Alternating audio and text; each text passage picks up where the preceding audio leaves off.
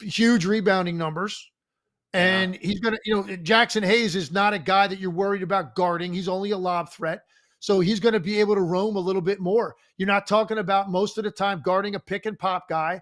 Rudy Gobert can play downhill, play in the paint, and be a menace in there. And if we're talking about him a lot, then it really bodes well for Minnesota if his name is coming up a lot, because he's a presence, he's a factor, he's altering stuff at the rim, and getting on the offensive glass, giving them extra possessions is very important. Poor Gobert, man. He's a great player, but more than half, like 2/3 of his playoff series have come against Jokic or Luka.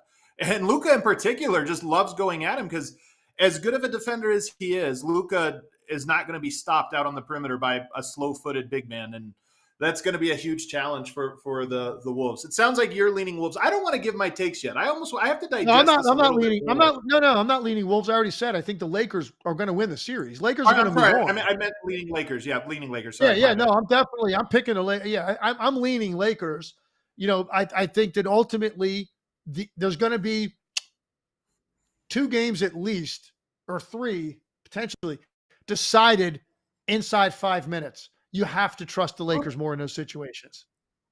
Agreed. If it comes down to that, I agree. I would take the Lakers winning most of those games. All right, let's go to the Eastern Conference. There's good ones over there as well. We got the Pistons, 6-seeded Pistons going to the 3rd-seeded Knicks. This one to me is all about one team with nothing to lose, the Pistons. Season's already a success. Cade Cunningham playoff debut. And one team who has as much pressure as anyone in the NBA. The Knicks cannot lose in the first round. And yet, this series feels kind of close. I'll take it a step further. And this is where Tom Thibodeau's got a lot of pressure on him, man. Two things can't happen. It's not just survive the first round. That's imperative. I don't know that Tom Thibodeau would get fired. I think that there would be a lot of talk about it if they lose to the Detroit Pistons, who have been a great story. So. And we've been talking about Detroit all year. They're a great story, but they're incredibly young. And they literally were at the bottom of the bottom feeders just a year ago. So this is their first taste of this. And in Madison Square Garden, and you've got a couple of max players on your team and everything else. Like, it's set up for the Knicks to win it. So I don't know if he would get fired. I just know that conversation would pick up pretty quickly if they lose to the Pistons. But here's the thing, Adam. It's not even just that is enough for Tom Thibodeau. You can't get run out of the building against the Celtics either in the next round. Now, you could lose to them as long as you fight and you battle and it's a tough series and it goes 6 games or 7 and you're in games and everything else because the Celtics are better. So you can live with that if you're the Knicks and the Knicks front office and the fan base probably even. You get run out in 4 or 5 games against Boston and 2 or 3 of those aren't really competitive in the fourth quarter. I don't know that Tibbs survives that either. So he's under probably more pressure than just about any coach in the league going in. Yeah, and look, you just got Brunson back. He hasn't found his rhythm yet. I think Detroit's defense is going to have a lot to do with them staying in games, but I think their lack of consistent 3-point shooting is going to ultimately be a tough thing to overcome. So I think I'm slightly leaning toward the Knicks, but I'm telling you right now, I would not be shocked if the Detroit Pistons took this to a 7th game in Madison Square Garden. And if they do, it's going to be because of Cade Cunningham. I mean, what a year he's had. He's such a fun player. He's a fast learner. Forget where he is right now. You should judge young players by the trajectory they're on because some guys are skilled when they come in. He has unlocked something every month of this season and really since he's come into the league. And now he gets to test himself against that Knicks perimeter defense. I know he's carved them up, but he gets to test them against OG Anunoby and Mikal Bridges, Josh Hart, good defensive players. And yet I kind of think he's going to dominate the series. I'm so excited. It might agree with you. And look, the numbers back it up against the Knicks. He played all 4 games against them and he averaged 31 points a game against them.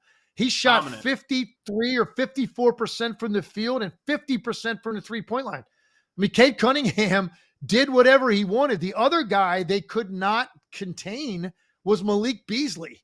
Malik Beasley torched the Knicks. He's going to be incredibly important in this series. as well. He doesn't shoot well. I don't think Detroit has a chance because I don't know where else it's coming from consistently.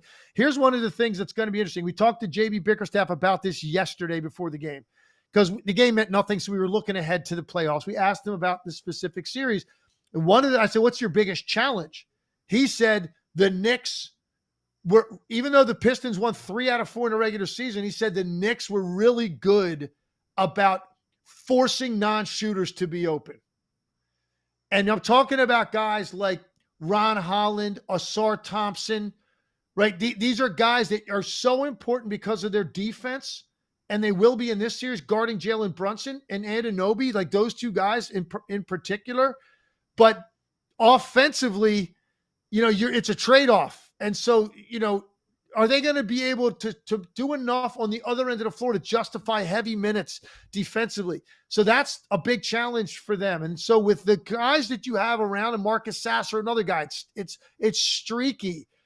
Malik Beasley, Tobias Harris, Tim Hardaway Jr., man, they brought those 3 guys in for this exact situation. Playoff experience, all can shoot the ball, all have taken important shots in playoff games. Those guys have to play well in this series for the Pistons to really have a chance. I think it's going to be a good series. Here's the last one I'll ask you, and it's kind of a hot take question, I guess, but who will be the best performer in the series? I don't want to say best player, but given that Jalen Brunson is banged up, you've got Karl Anthony Towns, you got Cade Cunningham, and then you just have, if you want to go a wild card, but who do you think will be the best individual performer in the series? I think Cade Cunningham's going to have the best series of anybody in the series. Followed closely by Karl Anthony Towns. I think Karl Anthony Towns is going to play great. And I know that the way he finished the season a year ago, you say, I made a playoffs. It looked like he got a little tight. But I think that he's had a good enough year. I think I believe in him. Brunson potentially finds it again in the series, maybe even at the start of it.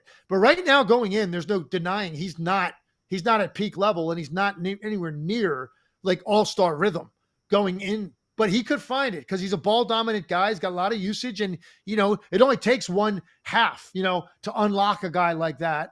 So it could end up being Brunson, but I just based on what Cade Cunningham did against them in the regular season and how methodically he moves. And I saw a comparison here in the chat to Luka, and I think that's a fair comparison in terms of size, strength, and the way they move. They're never in a hurry. They do what they want when they want. Cade Cunningham did that against the Knicks too. So I think Cade Cunningham is going to have a monster series. Yeah. The last one we're going to go into now is another great one. Maybe the biggest rivalry game, which is Bucks-Pacers. Pacers, the home court team, Bucks going on the road. These two teams have met. Huge rebounding numbers. And he's going to, Jackson Hayes is not a guy that you're worried about guarding. He's only a lob threat. So he's going to be able to roam a little bit more. You're not talking about most of the time guarding a pick and pop guy. Rudy Gobert can play downhill, play in the paint, and be a menace in there. And if we're talking about him a lot, then it really bodes well for Minnesota if his name is coming up a lot because he's a presence. He's a factor. He's altering stuff at the rim and getting on the offensive glass, giving them extra possessions is very important.